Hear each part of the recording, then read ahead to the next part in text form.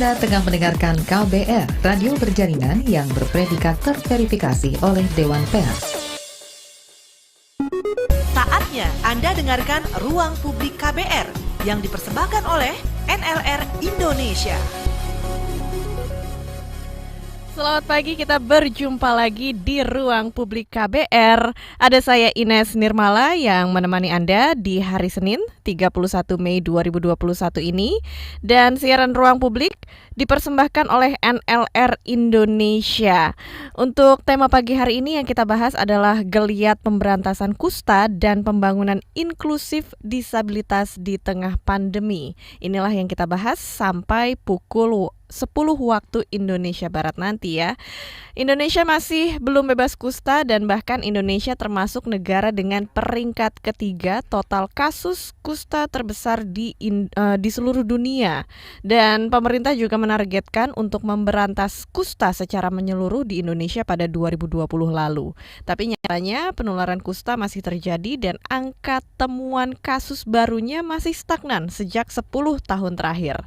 Lebih lagi di tengah pandemi COVID-19, kampanye pencegahan dan pengendalian kusta di sejumlah daerah menjadi terhambat, tetapi bukan berarti penanggulangan kusta berhenti sama sekali. Lalu bagaimana geliat pemberantasan kusta di masa pandemi dan kapan kira-kira target Indonesia bebas kusta akan tercapai? Dan karena sangat erat kaitannya dengan pembangunan inklusif, apa saja inisiatif yang dilakukan oleh berbagai pihak untuk mengendalikan kusta dan konsekuensi lainnya seperti inisiatif untuk penyandang disabilitas karena kusta dan disabilitas lainnya di Indonesia. Ini yang kita perbincangkan di siaran Ruang Publik KBR yang bisa disimak di 100 radio jaringan KBR di seluruh Indonesia dan di Jakarta lewat 104,2 MS3 FM. Anda juga bisa menyimak lewat streaming di website www.kbr.id atau juga Anda bisa menyimak lewat YouTube di channel Berita KBR. Anda bisa bergabung lewat telepon bebas pulsa di 0800 245 7893 dan kita juga mengajak teman-teman disabilitas dan orang yang pernah mengalami kusta atau OYPMK untuk turut menyimak dan memberikan komentar dalam siaran hari ini. Dan bersama dengan kita di Ruang Publik KBR, pagi hari ini ada Bapak Rohman Budianto, Direktur Eksekutif The Jawa Post Institute of Pro Otonomi JPIP, Lembaga Nirlaba Jawa Pos yang bergerak di bidang otonomi daerah. Langsung saja kita sapa, selamat pagi Pak Rohman. Selamat pagi Mbak Ines. Apa kabarnya Pak? Baik semuanya. Sehat selalu ya Pak ya? Alhamdulillah. Iya. Dan juga bersama kita pagi hari ini adalah Bapak Komarudin, Esos Mkes, Wakil Supervisor Kusta Kabupaten Bone, Sulawesi Selatan. Selamat pagi Pak Komarudin. Selamat pagi Mbak Ines. Iya Pak, apa kabar pagi hari ini? Alhamdulillah sehat Bu Ines. Sehat-sehat ya Pak. Sudah ada di kantor pagi hari ini untuk siaran juga ya Pak ya? Siap Mbak Ines. Tadi sudah siap. Sudah siap ya Pak Komarudin. Boleh kameranya ini di model landscape Pak, ditidurin gitu bentuknya. Ini kan berdiri ya kameranya. Iya, seperti itu Pak. Jadi lebih bagus tampilannya ya Pak ya di YouTube kita, karena ini juga disiarkan live di channel Berita KBR di YouTube. Baik, Pak Komarudin dan Pak Rohman, pagi hari ini kita membahas seputar geliat pemberantasan kusta dan pembangunan inklusif disabilitas di tengah pandemi. Membicarakan dulu seputar kusta bersama Bapak Komarudin dari Dinas Kesehatan Kabupaten Bone, Sulawesi Selatan. Bagaimana nih Pak penanggulangan kusta selama pandemi COVID-19 ini, karena dikabarkan pandemi COVID-19 ini menghambat pemberantasan kusta. Bisa diceritakan seperti apa hambatannya juga, silahkan Pak.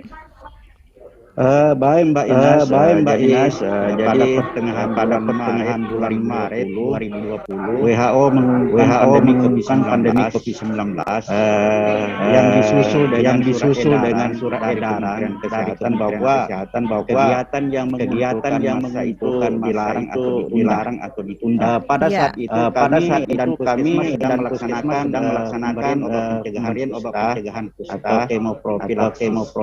Tapi karena adanya surat edaran itu maka kegiatan itu kami tunda, dan sekitar 3 bulan kemudian bulan 6 baru ada surat edaran boleh dilakukan tidak panjang, tidak mengumpulkan massa, sehingga kegiatan itu bisa kita lanjutkan di bulan Juni tahun 2020. Selain itu juga ada revisi anggaran untuk program kusta, sehingga beberapa kegiatan itu tertunda atau tidak terlaksana. Seperti itu, Mbak. Iya. Nah, untuk temuan kasus baru di Kabupaten Bone seperti apa Pak untuk kasus kusta ini? Kalau kita membandingkan temuan kasus kusta tahun 2019 dengan tahun 2020, itu terjadi penurunan dari 195 kasus pada tahun 2019 turun menjadi 140 di tahun 2020. Jadi terjadi penurunan sekitar 55 orang atau sekitar 28%. Demikian, Mbak. Iya, penurunan ini juga karena pandemi ini dari Dinas Kesehatan tidak bisa langsung datang ke masyarakat ya Pak untuk menemukan kasus kusta ini ya Pak? Ya, pada waktu-waktu tertentu awal-awal pandemi COVID-19 itu kita dibatasi untuk kunjungan langsung ke masyarakat, apalagi sifatnya mengumpulkan masyarakat. Ya, seperti itu, Mbak. Iya. Nah, sekarang saya mau ngobrol dengan Pak Rohman Budianto. Ini kita sama-sama dari media ya Pak ya. Dan seputar Jawa Pos yang kita tahu juga salah satu perusahaan media terbesar di Indonesia. Bagaimana Jawa Pos memandang isu seputar disabilitas atau juga secara spesifik kita membicarakan isu tentang kusta? Ya, seperti yang disampaikan Pak Komarudin tadi, memang pandemi COVID ini mempengaruhi semua sektor kehidupan, termasuk dalam hal isu-isu inklusivitas ini. Karena sekarang ini semuanya fokus mungkin 80% itu kepada isu COVID ya, isu COVID. Makanya level inklusivitas dalam penanganan problem masyarakat itu menjadi berkurang karena yang lainnya menjadi tidak terlalu terperhatikan. Misalnya saya amati, juga saya mengajukan kunjungan ke lapangan karena saya sehari-hari juga ada berdinas di kementerian. Memang misalnya isu kayak termasuk kusta, termasuk TBC, termasuk HIV AIDS misalnya, itu sangat berkurang perhatiannya. Ini tidak bisa disalahkan, tadi seperti disampaikan oleh Pak Komar, kita memang dilarang atau dianjurkan untuk tidak terlalu sering melakukan kegiatan yang bersifat pengumpulan masyarakat. Sedangkan pengumpulan masyarakat yang difokuskan kepada COVID biasanya diberikan perangkat-perangkat yang sangat khusus, misalnya kayak APD, kayak kemudian tes COVID dan sebagainya. Sementara untuk yang lainnya belum terfasilitasi. Begitupun bagi perusahaan, isu inklusivitas ini juga makin makin tersisihkan, karena selain perusahaan mengalami downsizing, bahkan ada yang tutup ya. Jadi artinya akhirnya terpilih siapa yang bisa survive di perusahaan itu. Misalnya dari 100 tenaga kerja, ketika ada pengurangan tenaga kerja, itu jangankan yang difabel begitu, yang non difabel saja mengalami pemutusan hubungan kerja, kadang-kadang mengalami work from home yang dihitung hanya separuh pekerja misalnya dan sebagainya. Nah, Tapi apapun keadaannya, memang inklusivitas ini tidak boleh kita abaikan, karena prinsip dalam menghadapi masyarakat atau dalam melakukan penanganan kepada problem dan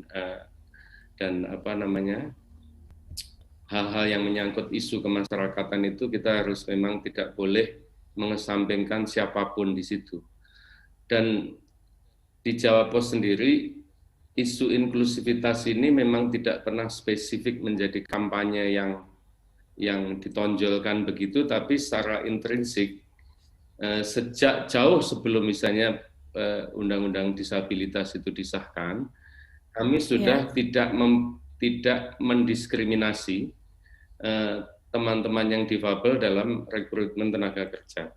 Jadi di Jawa Pos maupun anak perusahaannya itu kita tidak lagi memandang misalnya perbedaan yang sifatnya fisikal atau psikologikal gitu kan, misalnya dalam hal rekrutmen tenaga kerja. Nanti akan saya eksplor misalnya mungkin di segmen berikutnya. Nanti kalau saya eksplor sekarang, nanti saya kehabisan bahan bicara. Gitu. Boleh. Iya Pak, nanti kita bicarakan ya seputar bagaimana Jawa Pos melibatkan teman-teman disabilitas melakukan inklusi supaya mereka juga diberi ruang ya Pak untuk berkarya atau bekerja. Iya, oke. Sekarang saya kembali lagi berbicara dengan Bapak Komarudin dari Dinas Kesehatan Kabupaten Bone. Ini Pak, seperti kita tahu tadi Pak Komarudin juga menceritakan fokus pemerintah pada masa pandemi ini adalah penanganan COVID-19 dan terhadap kasus kusta nih Pak. Kita kembali lagi membicarakan seputar kasus kusta, di mana tadinya sebelum pandemi dari puskesmas tenaga kesehatan bisa melakukan kunjungan kepada masyarakat, langsung bertemu gitu ya. Nah, di tengah pandemi COVID-19 bagaimana upaya untuk deteksi dini dan penemuan kasus kusta? Silakan Pak Komarudin diaktifkan mikrofonnya. Ya, Pak Komarudin boleh diaktifkan dulu mikrofonnya Pak. Baik Bu ya. Iya. Jadi upaya deteksi dini dan penemuan kasus kusta di awal-awal pandemi COVID-19 memang terjadi hambatan karena fokus pada pandemi COVID-19, sehingga kita tidak boleh langsung ke masyarakat, terutama dalam hal pengumpulan massa. Akan tetapi di satu sisi program kusta harus tetap berjalan, karena apabila kusta itu penanganannya dihentikan, penemuan kasusnya di stop sepanjang pandemi COVID-19, nanti dikhawatirkan nanti akan terjadi penularan yang meluas kepada masyarakat. Oleh karena itu kegiatan tetap kita lakukan, seperti misalnya yang kami sudah lakukan adalah intensifikasi case finding atau ICF kusta. Ini kita melibatkan kader-kader, petugas kesehatan dalam hal ini bidan desa, untuk melakukan pendataan kepada warga masyarakat yang mengalami bercak-bercak. Dan selanjutnya ditindaklanjuti oleh petugas puskesmas untuk melakukan pemeriksaan, baik itu dilakukan di di rumah pasien maupun di balai desa, sepanjang kita memperhatikan protokol kesehatan. Demikian Mbak. Iya. Nah, untuk di Kabupaten Bone sendiri seperti apa prevalensi kusta jika di tahun ini ya, jika dibandingkan tahun-tahun sebelumnya sebelum pandemi COVID-19? Jadi situasi prevalensi kusta di Kabupaten Bone sebelum pandemi COVID-19 itu mengalami stagnan. 20 tahun terakhir prevalensinya itu rata-rata 2,5 per 10.000 penduduk. Tetapi di masa pandemi COVID-19 pada tahun 2020 itu prevalensinya turun menjadi 1,7 per 10.000 penduduk. Jadi ini penurunnya cukup signifikan. Sepanjang sejarah, prevalensi kusta di Kabupaten Bone ini tidak pernah di bawah 2, selalu di atas 2. Tetapi karena di pandemi COVID-19 ini turun menjadi 1,7 per 10.000 penduduk. Demikian Mbak. Iya, penurunannya apa faktor penyebabnya Pak? Ya, faktor penyebabnya ya salah satunya itu tadi aktivitas teman-teman kita di puskesmas itu dibatasi sehingga tidak semua kegiatan yang sudah direncanakan itu dapat dilaksanakan sehingga penemuan kasus juga berkurang seperti itu, Mbak. Oh iya, karena aktivitas dari puskesmas juga dibatasi ya Pak, ini prevalensi kusta jadi menurun seperti itu. Oke, baik Pak Komarudin dan Pak Rohman, kita jeda dulu sejenak dan kita akan kembali lagi. Masih kita ajak Anda yang mendengarkan untuk ikut bergabung, memberikan komentar atau bertanya, silahkan hubungi 0800 245 7893 melalui telepon bebas pulsa, atau Anda juga bisa berikan komentar lewat live chat YouTube di channel Berita KBR, dan kita juga mengundang teman-teman disabilitas dan orang yang pernah mengalami kusta untuk turut memberikan komentar dalam siaran pagi hari ini. Kita akan kembali ke Ruang Publik KBR yang dipersembahkan oleh NLR Indonesia setelah yang berikut ini. Masih Anda dengarkan Ruang Publik KBR yang dipersembahkan oleh NLR Indonesia.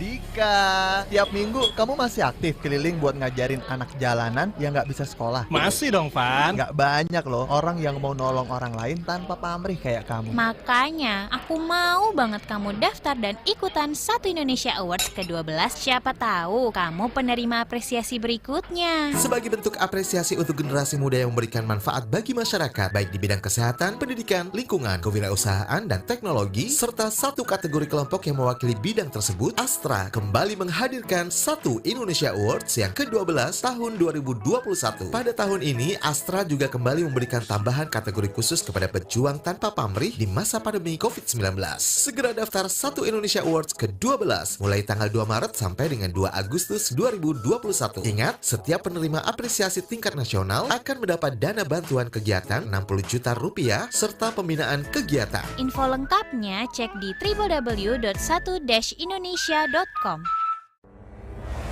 Hey, tahu nggak? Kalau konten-konten jahat dan negatif seperti hoax dan ujaran kebencian itu bikin orang terpengaruh, membenci sesama, dan mengunci keberagaman. Ini nggak bisa dibiarin. Yuk jadi penebar kebaikan di Lomba Indonesia Baik bersama KBR. Lawan konten buruk dengan konten-konten bikinan kamu tentang indahnya merawat kebersamaan, toleransi, dan keberagaman di daerahmu. Kabarkan kisah baik itu dalam bentuk visual seperti video, grafis, atau komiks. Atau bisa juga dalam bentuk audio. Mau iklan layanan masyarakat? Boleh. Podcast juga ayo. Atau yang hobi nulis? Bisa juga mencurahkan via blog, puisi, atau pantun. Total hadiah 40,5 juta rupiah menanti kamu. Lomba berlangsung selama 10 seri dengan 3 pemenang setiap seri. Dapatkan hadiah uang tunai masing-masing 1 juta rupiah untuk pemenang per kategori. Syarat dan ketentuan boleh tengok Instagram kami di kbr.id. Jadilah penebar kebaikan bersama Indonesia Baik. Sakura, Kimono, Sushi, Harajuku, Tokyo. Anda mengagumi segala hal tentang Jepang? Ingin tahu banyak? Jangan lewatkan siaran NHK World langsung dari studio NHK di Jepang. Sambil belajar bahasa Jepang, Anda akan disuguhkan informasi tentang beragam keunikan dan kebiasaan warga Jepang. NHK World juga menghadirkan obrolan menarik tentang banyak hal yang tengah hangat jadi perbincangan warga negeri Sakura. Shinmedai, kore desu ka? Yes. Alright. NHK World bisa Anda dengarkan setiap hari mulai pukul 21 waktu Indonesia Barat di radio jaringan KBR di Nusantara atau via streaming di www.kbr.id. NHK World mengajak Anda melihat Jepang dari ruang dengar Anda. KBR, inspiratif, terpercaya. Masih Anda dengarkan Ruang Publik KBR yang dipersembahkan oleh NLR Indonesia. Masih di Ruang Publik KBR bersama saya Ines Nirmala dan kita membahas tema seputar geliat pemberantasan kusta dan pembangunan inklusif disabilitas di tengah pandemi. Siaran Ruang Publik KBR hari ini dipersembahkan oleh NLR Indonesia dan sampai pukul 10 waktu Indonesia Barat kita masih berbincang-bincang dengan Bapak Komarudin Esos Mkes, Wakil Supervisor Kusta Kabupaten Bone, Sulawesi Selatan, serta Bapak Rohman Budianto, Direktur Eksekutif The Jawa Post Institute of Pro-Otonomi JPIP, Lembaga Nirlaba Jawa Pos yang bergerak di bidang otonomi daerah.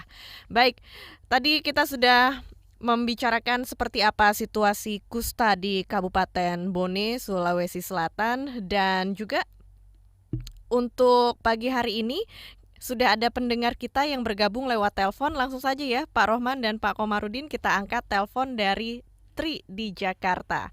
Halo, selamat pagi Tri. Iya, selamat pagi. Iya, silakan Tri, apa yang mau disampaikan atau ada yang ingin ditanyakan? Iya, terima kasih. Selamat pagi untuk para Bapak narasumber ya. Saya ada pertanyaan untuk masing-masing narasumber. Kalau untuk ke Pak Komarudin, selama pandemi kan kita dikenalkan dengan protokol kesehatan seperti mencuci tangan, pakai masker, dan juga menjaga jarak. Apakah kampanye prokes ini juga bisa atau digunakan oleh Dinas Kesehatan di Bone untuk menimbulkan kesadaran terkait kusta ini, dan ini diharapkan bisa membantu pemberantasannya di tahun-tahun mendatang. Dan untuk Pak Rohman, saya sangat salut dengan apa yang dilakukan oleh Jawa Pos. Kalau mungkin boleh dibagikan ke pendengar, itu pola rekrutmen karyawan disabilitas di sana itu seperti apa ya Pak ya? Apakah berbeda dengan pola rekrutmen karyawan biasa? Dan apakah ada yang kecakapannya disebabkan oleh kusta seperti topik kita hari ini? Itu saja, terima kasih. Iya, terima kasih Tri di Jakarta. Wah, luar biasa pertanyaannya ya. Boleh dijawab oleh Pak Komarudin terlebih dahulu seputar kampanye 3M dalam membantu penanganan kasus kusta di Kabupaten Bone. Baik Mbak Ines, jadi protokol kesehatan pandemi COVID-19 ini merupakan kewajiban untuk dilaksanakan oleh setiap petugas kesehatan maupun masyarakat itu sendiri. Jadi kita di dalam melaksanakan kegiatan atau aktivitas kita di masyarakat itu tetap memperhatikan protokol kesehatan seperti yang Mbak Tri sampaikan tadi, bahwa setiap beraktivitas itu kita harus memakai masker, pakai hand sanitizer, jaga jarak, menghindari kerumunan massa, dan itu selalu kita kampanyekan ke masyarakat. Jadi bukan hanya petugas surveillance itu saja yang melakukan itu, tapi semua petugas kesehatan itu melaksanakan, terutama juga untuk petugas kusta kita. Dan khusus di Kabupaten Bone, Mbak Ines ya. Jadi ada kebijakan dari masing-masing puskesmas bahwa ketika dia tidak memakai APD, baju asmat, itu mereka tidak dibayarkan transportnya ketika dia kunjungan ke lapangan. Itu salah satu punishment kepada petugas kita untuk betul-betul memperhatikan protokol kesehatan. Iya. Jadi bukan hanya 3M, tetapi kita di sini sudah 5M, ya 5M. Demikian Bu. Iya, jadi memang protokol kesehatan bukan cuma 3M tapi 5M dilakukan dalam rangka melakukan penanganan kasus kusta ya Pak di daerah Bone. Siap. Iya. Nah, sekarang ke Pak Rohman. Ini seputar rekrutmen. Seperti apa yang dilakukan Jawa Pos untuk rekrutmen bagi karyawan disabilitas, dan apakah juga pernah menerima karyawan yang mengalami disabilitas karena kusta? Ya. Kalau saya lihat dari statistik ya, itu Jawa Timur itu sudah termasuk daerah yang eliminasi kusta. Jadi termasuk yang dianggap sudah bebas kusta. Kan secara nasional tinggal 8 provinsi yang masih ada kustanya, dan jumlahnya secara kalau nasional itu kan ada sekitar 9.000 kasus baru pada tahun 2020 pada saat mulai pandemi, dan kasus yang existing kan sekitar 16.000. Jadi dari seluruhan jumlah populasi sebenarnya jumlah penderita kusta secara statistik itu tidak terlalu besar, karena itu kalau dalam hal rekrutmen tenaga kerja kita tidak pernah menemukan ada mantan kusta yang mendaftar gitu kan, dan kita tidak pernah membatasi siapa yang mendaftar, kita tidak tanyakan kondisi fisiknya, yang penting dia bisa bekerja sesuai dengan pos yang diinginkan, kan begitu kan. Dalam hal misalnya hasilnya, kami sudah pernah misalnya mempekerjakan orang yang half blind misalnya kan, matanya hanya satu misalnya, mohon maaf ini kan, karena kita tidak butuh memerlukan orang yang cukup dua mata misalnya untuk melayout koran. Melayout koran kan yang penting dia bisa melihat secara visual. Itu kemudian juga misalnya kalau boleh itu disebut disabilitas, misalnya clef. Clef itu dia menjadi editor yang sangat kompeten. Bibir sumbing maksudnya ya Pak ya? Kalaupun itu disebut disabilitas ya. Kemudian juga pernah misalnya orang yang misalnya istilah dalam teman-teman populer dalam dunia disabilitas itu disabilitas mu'alaf. Artinya dulu dia lahir itu tidak difabel, tapi kemudian mengalami kecelakaan sehingga dia menjadi difabel. Nah, waktu itu dia kakinya mengalami tidak bisa berfungsi sebagaimana sebelum dia difabel, tapi tangannya baik-baik saja. Dia kemudian direkrut menjadi layout man. Dan baik-baik saja, dan dia kompeten juga. Kemudian ada yang ahli bahasa itu dwarf. Dwarf itu ketinggiannya istilahnya itu cebol lah kalau istilahnya. Itu juga dia sangat brilian sebagai editor bahasa. Jadi dan dia memang juga lulusan dari universitas yang di bidang bahasa. Jadi intinya kami tidak pernah, bahkan kami menyadari bahwa dia difabel itu ketika dia sudah diterima, karena untuk menunjukkan kompetensi itu kan dia tidak perlu misalnya semua orang harus punya tangannya lengkap misalnya. Kalau dia tidak butuh tangan, kenapa kita harus mempertanyakan tangannya dia, kan begitu kan? Tadi misalnya kakinya dia tidak bisa berjalan sesuai dengan misalnya teman-teman non difabel, tapi tangannya berfungsi dengan baik untuk melayout. Kan itu it's okay kan begitu kan. Dan bagaimana mereka di masa pandemi ini, setahu saya sebagian bertahan, sebagian memang sudah pensiun, jadi artinya dia sudah mengalami purna tugas, tapi setidaknya kita menunjukkan bahwa sebelum ada undang-undang yang menetapkan bahwa 1% untuk perusahaan harus difabel, kemudian yang BUMN 2% difabel, kita secara intrinsik sudah tidak pernah membedakan antara difabel dan non difabel, dan itu semuanya kita ukur berdasarkan kompetensinya. Kalau dia kompeten, no why kan gitu kan. Jadi kita fokusnya kepada kompetensi apa yang kita minta. Kalau dia bisa memenuhi dan bisa mengerjakan dengan baik, it's okay kan begitu kan. Iya. Nah, untuk pola rekrutmennya apakah berbeda atau sama dengan teman-teman karyawan yang non disabilitas? Ya, sama lah ya. Jadi saya selain di Direktur JBIP, saya kan pernah menjadi pemimpin redaksi Jawa Pos. Jadi mohon maaf kalau saya bicara banyak ini, jadi karena memang saya pernah merekrut juga, gitu kan. Saya juga pernah mendirikan beberapa koran daerah, jadi begitu.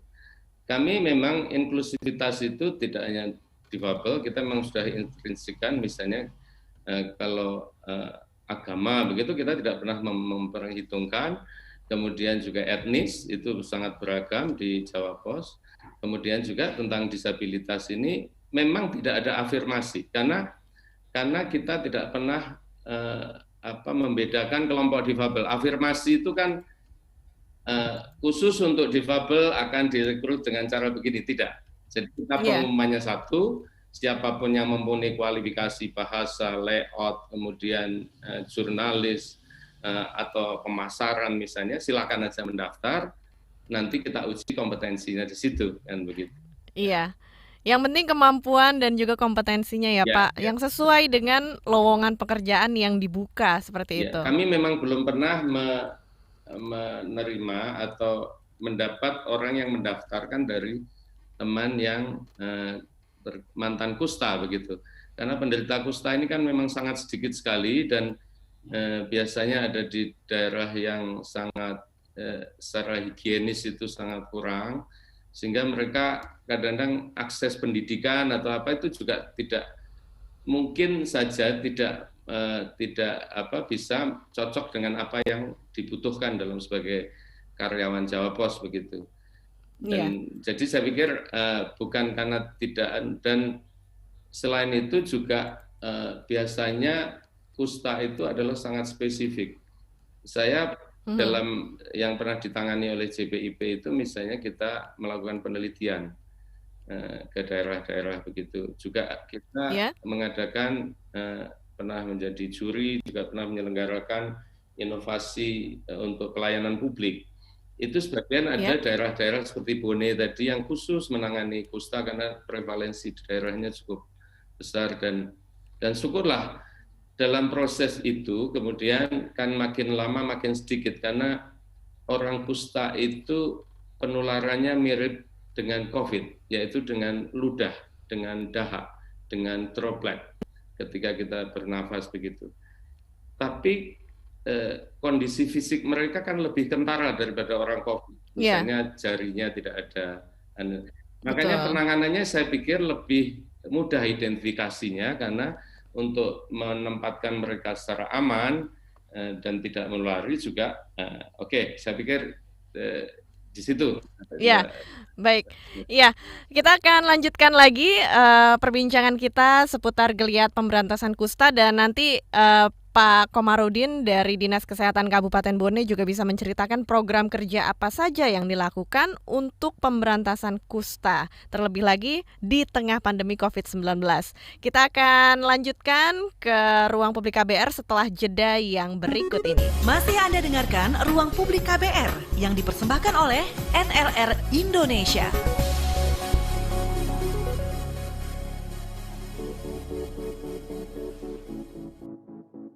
Setiap kita punya hak untuk berekspresi, bebas mengeluarkan pendapat. Tapi ada beberapa hal yang harus kita ingat ketika kita berpendapat atau berkomentar di dunia maya agar kita tidak melanggar hak orang lain. Seperti yang dijelaskan Nenden Sekar Arum, Kepala Divisi Kebebasan Berekspresi SafeNet. Ketika kita berkomentar apapun atau melakukan apapun aktivitas di dunia maya akan selalu ada konsekuensinya. Kemudian yang kedua, think before posting gitu ya. Sebelum kita ngepost, kita mikir dulu kira-kira nih misalnya kalau aku ngepost atau komentar seperti ini akan seperti apa dampaknya, atau ketika aku mendapatkan komentar seperti itu apa yang akan aku rasakan. Ketika memang merasa tidak nyaman ya berarti jangan gitu ya. Terus yang ketiga, jangan memisahkan dunia nyata dan dunia maya. Apa yang biasa kita lakukan di dunia nyata soal kesopanan misalnya atau bagaimana cara kita berujar sebaiknya memang dibawa lagi ke dunia maya. KBR Prime, podcast for curious mind. Kepolisian Aceh menetapkan seorang PNS berinisial KA sebagai tersangka penyebar hoax. Beralih ke informasi lain, Saudara, Mabes Polri mencatat ada puluhan ribu hoax dan ujaran kebencian selama Januari. Kepolisian menetapkan 9 tersangka dugaan ujaran kebencian dan hoax. Menteri Dalam Negeri Cahyokumolo meminta masyarakat untuk aktif mencegah para pendukung pasangan Capres dan Cawapres menyebarkan hoax atau ujaran kebencian menjelang pemilu. Jangan asal sebar informasi ya. Informasi hoax saat ini semakin banyak dan beragam. Waspada dan kenali cirinya. Informasi hoax biasanya disebar melalui aplikasi chatting dan berasal dari media yang tidak kredibel, mengandung kalimat-kalimat provokatif atau paranoid supaya terkesan genting, dan biasanya pihak yang membuat informasi hoax meminta info tersebut disebarluaskan semasif mungkin. Ayo lawan hoax. Gunakan sosial media dengan bijak. Cek kebenaran sebelum menyebarkan. Pesan layanan masyarakat ini dipersembahkan KBR. Inspiratif, terpercaya. Khusus untuk Anda pengguna XL. Anda bisa mendengarkan aneka berita dari KBR gratis. Caranya gampang. Cukup tekan 321, lalu tekan 1 untuk berita terbaru hari ini. Dan tekan 5 untuk menikmati aneka berita dari KBR. Jangan lupa, 321 dari XL gratis. Masih Anda dengarkan Ruang Publik KBR yang dipersembahkan oleh NLR Indonesia. Kembali lagi di siaran Ruang Publik KBR yang hari ini membahas geliat pemberantasan kusta dan pembangunan inklusif disabilitas di tengah pandemi. Siaran Ruang Publik KBR dipersembahkan oleh NLR Indonesia dan saya Ines Nirmala masih bersama dengan narasumber yaitu Bapak Komarudin, Esos Mkes, Wakil Supervisor Kusta Kabupaten Bone, Sulawesi Selatan. Serta Bapak Rohman Budianto, Direktur Eksekutif The Jawa Post Institute of Pro Autonomy, JPIP, Lembaga Nirlaba Jawa Post yang bergerak di bidang otonomi daerah.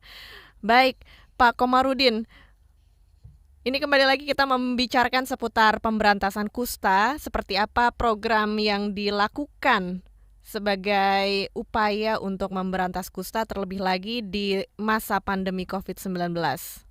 Program-programnya seperti apa, Pak?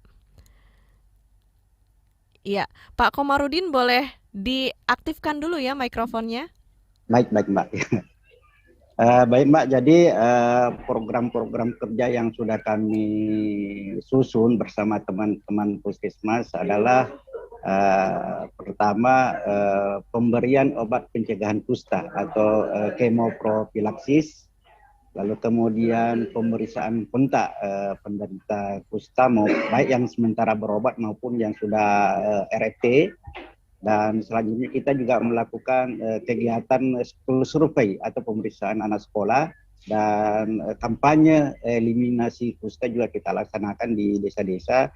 Lalu kemudian juga kita laksanakan ICF, intensifikasi kespendi dengan memberdayakan kader, bidan dan tokoh-tokoh masyarakat yang ada di desa.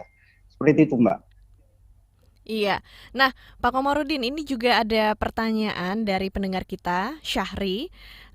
Selain tenaga kesehatan, siapa saja yang dilibatkan untuk ikut serta memberantas kusta?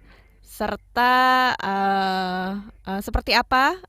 Pertanyaannya saya ulang ya Pak ya. Siapa saja yang dilibatkan untuk ikut serta memberantas penanganan kusta di Bone hingga penurunannya maksimal?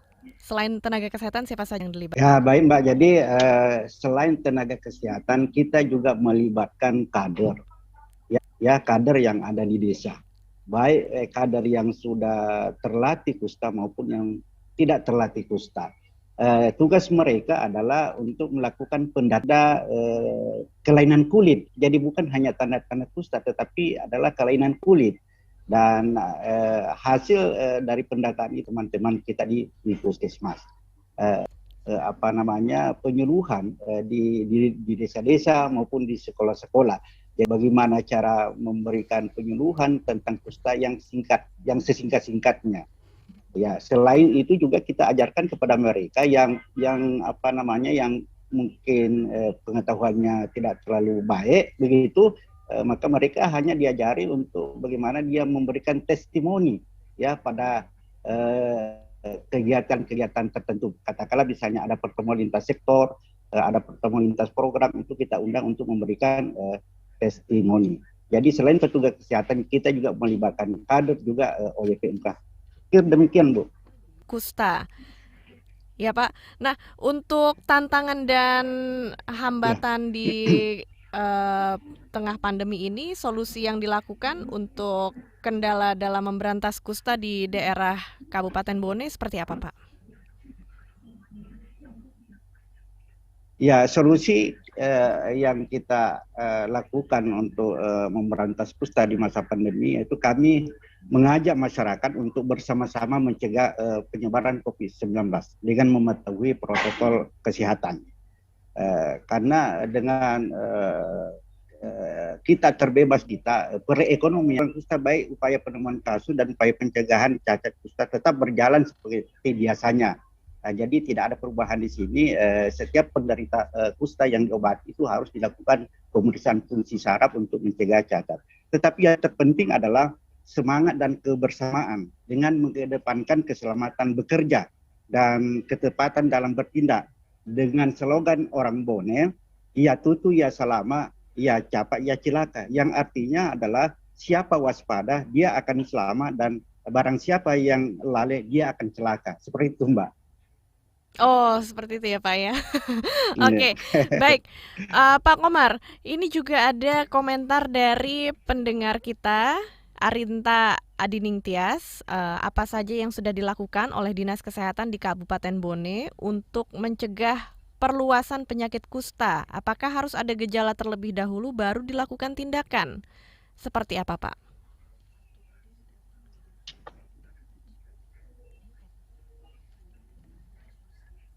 Yap, selamat pagi Pak Komarudin. Sepertinya koneksinya agak terputus tadi ya Pak ya. Iya Pak Komarudin, saya ulang pertanyaan dari pendengar kita. Mbak, ya. Iya, tadi ada pertanyaan dari pendengar kita, Arinta Adiningtyas. Ini bertanya apa yang sudah dilakukan oleh Dinas Kesehatan di Kabupaten Bone untuk mencegah perluasan penyakit kusta. Apakah harus ada gejala terlebih dahulu baru dilakukan tindakan? Seperti apa Pak? Silahkan. Baik Mbak, jadi untuk mendeteksi gejala kusta itu bukan hanya tanda-tanda kusta yang kita cari. Karena kapan kita mencari tanda-tanda kusta, maka kita akan susah untuk menemukan, karena tidak ada orang yang mau dikatakan tanda-tanda kusta. Tetapi yang kita cari adalah kelainan kulit, apakah itu panu atau kurap atau kadas atau alergi. Nah, itu yang kita cari. Ya, nanti kalau semua itu kita sudah lakukan pemeriksaan, lalu kemudian kita ketemukan kardinal sign, barulah kita tentukan diagnosanya apakah dia kusta atau bukan. Jadi tidak mutlak harus tanda-tanda kusta yang kita cari, tetapi juga kelainan kulit, seperti itu Mbak. Iya, oke. Baik, berikutnya juga sudah ada penelpon dari pendengar kita, yaitu Robert di Jakarta. Langsung saja ya Pak Komar dan Pak Rohman, kita berikan kesempatan bagi pendengar kita. Selamat pagi Pak Robert. Pagi Kak, pagi semuanya. Iya, Robert, apa yang mau disampaikan atau ditanyakan? Ya. Pertanyaan saya adalah apakah ada kebiasaan yang menyebabkan terjadinya terkena kusta? Dan untuk disabilitas, sikap seperti apa yang kaum disabilitas itu ingin dan tidak inginkan kita beri lakukan kepada mereka? Ya, terima kasih. Oke, itu pertanyaannya. Baik, terima kasih ya Robert di Jakarta. Ini mungkin Pak Komarudin bisa membantu untuk memberikan jawaban apakah ada kebiasaan yang bisa menyebabkan seseorang terkena kusta? Silakan Pak Komarudin. Baik Mbak, jadi penularan kusta itu terjadi ketika ada sumber penularan. Nah, sumber penularan itu adalah orang yang menderita kusta. Lalu orang tersebut tidak berobat atau terlambat berobat, maka berpotensi untuk menularkan kumannya kepada orang lain. Yang terdekat adalah keluarganya, tetangganya, dan lingkungannya. Seperti itu. Nah, itu pun tergantung daripada sistem daya tahan tubuh seseorang. Kalau sistem daya tahan tubuh seseorang itu kuat, maka orang tersebut walaupun tinggal serumah dengan orang kusta, dia tidak akan tertular. Jadi ini tergantung juga kekebalan tubuh. Nah, hasil penelitian Mbak yang sudah dilakukan bahwa di antara 100 orang bergaul dengan penderita kusta, nah kemudian dievaluasi ternyata hanya 95%-nya itu kebal. Manusia itu kebal terhadap kuman kusta, hanya sebaik kecil saja, sekitar 5%. Itu pun belum memperhatikan masalah pengobatan. Jadi kalau soal kebiasaan orang terkena kusta, saya belum pernah dapat referensi, tetapi paling tidak kalau orang bergaul dengan orang kusta yang tidak berobat, itu berpotensi untuk menularkan kumannya kepada orang tersebut. Seperti itu menurut saya Mbak. Iya. Nah Pak Rohman, apakah juga ingin menanggapi pertanyaan dari pendengar kita lewat telepon barusan? Iya, Pak Rohman boleh diaktifkan juga mikrofonnya. Ya, saya pikir memang kusta ini kan penyakit yang terus terang aja menular ya memang. Dan saya juga mungkin akan menanggapi isu yang terpisah, yaitu cara pemerintah mengkomunikasikan kepada masyarakat. Misalnya saya tadi menyebut Jawa Timur sudah secara provinsi sudah eliminasi kusta. Itu orang bisa berpersepsi bahwa sudah tidak ada kusta di situ, padahal Benar. Ternyata maknanya pemerintah bahwa dari 10.000 orang itu kurang dari 1 orang menderita kusta, artinya masih ada sebenarnya. Dan untuk provinsi besar kayak Jawa Tengah, Jawa Timur, Jawa Barat, itu pasti sekalipun prevalensinya itu di 1 orang, di bawah 1 orang dari 10.000 itu tetap jumlahnya banyak. Yang paling penting dari itu adalah tetap terus memperhatikan mereka, sekalipun kita ini juga sedang dirundung COVID begitu ya. Dan memang isunya itu makin lama makin kecil, karena memang jumlahnya tadi seperti saya bilang itu tidak terlalu besar dalam persentase di masyarakat itu. Tapi memang sekecil apapun mereka adalah manusia. Mereka adalah warga negara Republik Indonesia. Betul, walaupun jumlah penderita kusta kecil tapi tetap butuh dilakukan penanganan. Ya, biasanya karena memang seperti yang dilakukan oleh Pak Komarudin dan Kabupaten Bone ini sangat mulia, karena biasanya problem utama orang yang penyakit kusta itu adalah kemandiriannya, karena dia mendapatkan stigma yang akan sangat sulit bergerak di masyarakat, kan begitu kan? Iya, baik Pak. Itu nanti akan kita bahas ya seputar stigma bagi orang yang mengalami atau menderita kusta.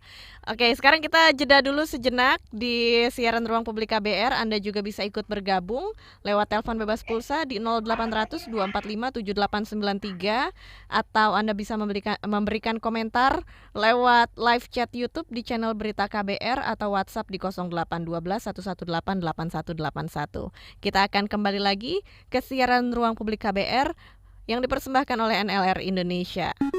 Masih Anda dengarkan Ruang Publik KBR yang dipersembahkan oleh NLR Indonesia.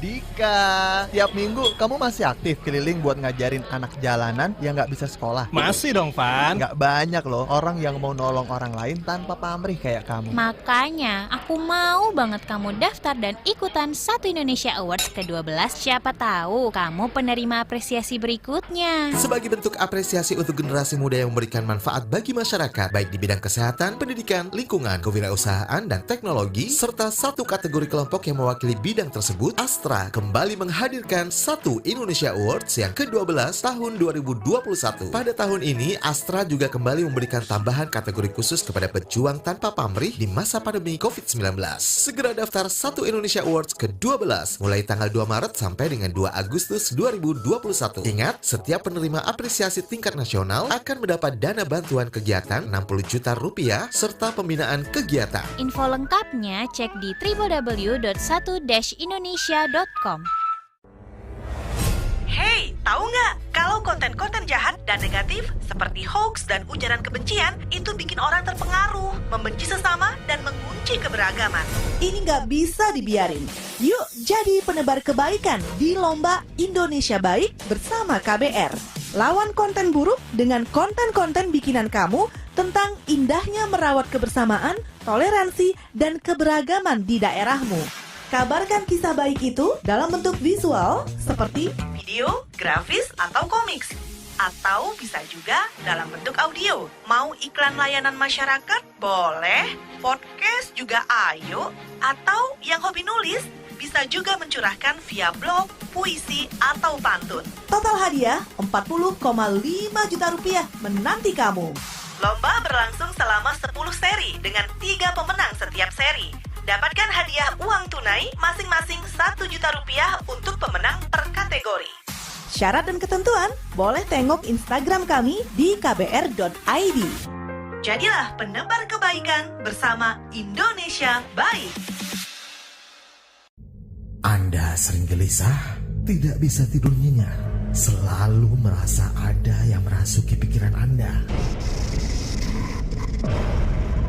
Ini bukan iklan horor atau cerita seram, tapi kalau Anda mengalami hal seperti itu, Anda pasti ketinggalan berita terupdate yang lagi ramai diperbincangkan. Gak mau kan dibilang ketinggalan berita?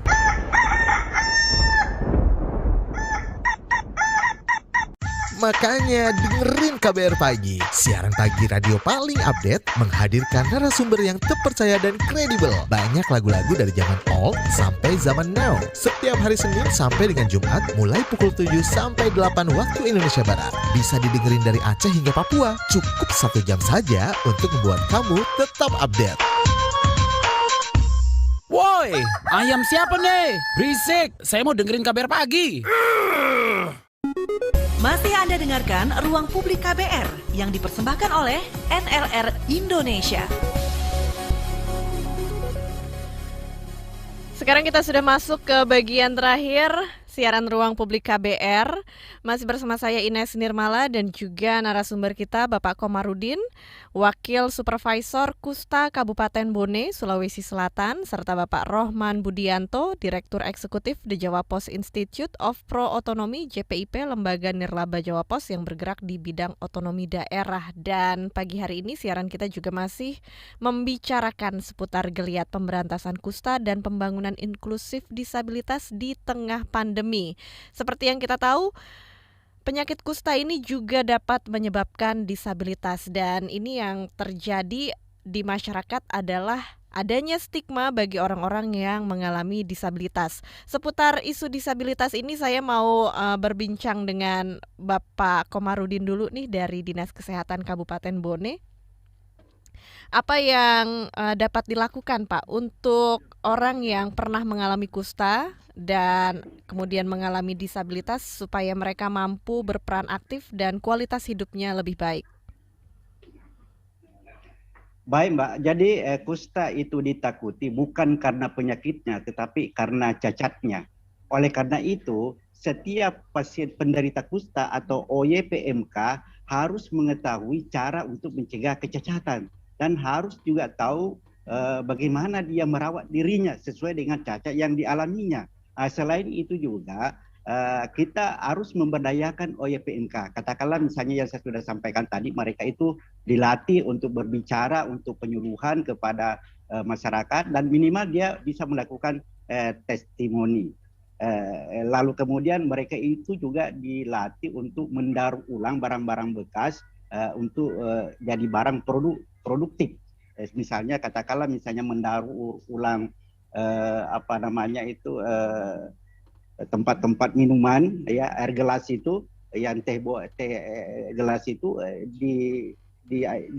didaur menjadi tas misalnya, seperti itu. Dan ini kami sudah lakukan di Kabupaten Bone supaya mereka itu berperan aktif di kegiatan kemasyarakatan seperti itu, Mbak.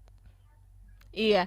Nah, Pak, untuk mencegah kecacatan akibat penyakit kusta, apa yang dapat dilakukan, Pak? Nah, untuk mencegah supaya cacat kusta itu tidak terjadi, setiap pasien kusta, ya, baik yang sementara berobat maupun yang sudah RFT atau OYPMK, maka dia selalu melakukan pemeriksaan terhadap 3 hal. Yang pertama, tangan, mata, dan kaki. Jadi setiap dia melakukan aktivitas, dia harus melakukan pemeriksaan. Misalnya pada tangan, apakah tangan ini ada luka? Apakah tangan ini ada yang tidak terasa? Lalu kemudian pada mata, apakah matanya ini ada kabur-kabur seperti itu? Karena ini nanti bisa jadi dia legoptalmus. Nah, begitu juga pada telapak kakinya, apakah ada mati rasa? Nah, kalau ada mati rasa, baik pada telapak tangan maupun kaki, itu secepatnya itu ditindaklanjuti dengan pengobatan maupun perawatan diri. Saya kasih contoh misalnya, bagi penderita kusta yang sudah terlanjur cacat, katakanlah misalnya dia luka pada telapak kaki atau ukus, maka orang tersebut harus melakukan perawatan diri dengan cara merendam kakinya yang luka itu di air biasa dengan memakai baskom, lalu kemudian dibersihkan. Setelah dibersihkan, lalu kemudian ditipiskan pinggiran daripada luka itu, lalu kemudian dioles, lalu kemudian dibalut. Jadi prinsipnya di sini adalah rendam, gosok, oles. Kalau ini dilakukan secara kontinu terus-menerus, dalam hitungan bulan, insya Allah luka yang dialami itu bisa sembuh. Seperti itu, Mbak. Iya, jadi yang penting juga untuk penanganan kusta dan pencegahan terjadinya disabilitas adalah pada tahap awal ini ya Pak ya. Pada masa jadi sebelum penyakit kusta ini menjadi semakin parah sudah mendapatkan pengobatan. Jadi bisa dicegah timbulnya kecacatan. Seperti itu ya Pak ya. Iya. Ya, saya tambahkan Baik. Mbak. Nah, Saya tambahkan. iya. Setelah melakukan pemeriksaan, lalu kemudian yang masih berobat itu harus rutin datang ke puskesmas untuk melakukan monitoring evaluasi atau pemeriksaan fungsi saraf. Karena ada yang namanya reaksi. Reaksi itu terkadang silent neuritis, artinya tidak ada gejala-gejala. Nanti setelah dilakukan pemeriksaan fungsi saraf baru diketahui. Nah, kalau ini tidak diketahui oleh petugas maka tidak ada tindakan. Nah, ini juga berpotensi untuk terjadi cacat. Jadi selain itu tadi dia melakukan pemeriksaan mata, tangan dan kaki, juga dia harus melakukan secara rutin pemeriksaan di puskesmas. Demikian, Mbak. Iya, rajin dan rutin datang ke puskesmas untuk memantau kondisi kesehatannya ya Pak ya, dan bagaimana penanganan kusta ini sudah sejauh mana dilakukan terhadap orang tersebut. Baik, nah Pak Rohman, saya juga mau Pak Rohman menanggapi seputar stigma atau diskriminasi yang dialami oleh orang yang mengalami disabilitas atau orang yang pernah mengalami kusta dan kemudian menjadi disabilitas. Apa yang dapat kita lakukan untuk menghentikan stigma diskriminasi ini? Ya, memang ini kusta ini penyakit yang secara kesehatan pun orang harus berjaga jarak dengan penderita kusta ini kan, karena memang saya pikir sangat mirip dengan COVID. Harus pakai masker, jaga jarak, ventilasinya harus baik, jaga daya tahan tubuh. Agak mirip, tapi efeknya kalau COVID itu mungkin mempengaruhi organ dalam ya, tidak organ luar. Jadi misalnya setelah menderita COVID itu sembuh, mungkin paru-parunya yang agak berat begitu kan. Tapi kalau kusta ini memang kelihatan kentara. Tadi yang mungkin apa yang dilakukan oleh Pak Komarudin tadi upaya yang sangat bagus dan itu standar. Misalnya memang harus perlu pendampingan yang agak intensif sampai mereka betul-betul sembuh. Dan yang kedua mungkin Mbak Ines, itu mungkin perlu diedukasi tentang, kan ini intinya mereka itu kan agak susah ketemu orang lain. Orang lain juga tidak mau ketemu mereka. Mungkin bisa dipersingkat aja ya Pak ya. Dengan keterampilan online mungkin. Berbisnis secara online mungkin agar mereka lebih aman juga, lebih dari stigma itu, dan orang lain juga merasa tidak ragu kontak dengan mereka. Terima kasih. Iya, baik. Ini karena kita sudah ada di penghujung acara, saatnya kita sudahi perbincangan kita di Ruang Publik KBR. Saya ucapkan terima kasih banyak kepada Pak Komarudin dari Dinas Kesehatan Kabupaten Bone dan juga Bapak Rohman Budianto dari Jawa Pos. Terima kasih sudah berbincang-bincang di siaran Ruang Publik hari ini yang dipersembahkan oleh NLR Indonesia. Terima kasih juga, Mbak. Terima kasih. Iya. Sampai ketemu lagi, dan saya juga mengucapkan terima kasih banyak kepada Anda yang sudah mendengarkan siaran Ruang Publik KBR, dan karena waktu yang terbatas kita akhiri sampai di sini. Saya Ines Nirmala pamit undur diri. Sampai jumpa lagi. Salam. Baru saja Anda dengarkan Ruang Publik KBR yang dipersembahkan oleh NLR Indonesia.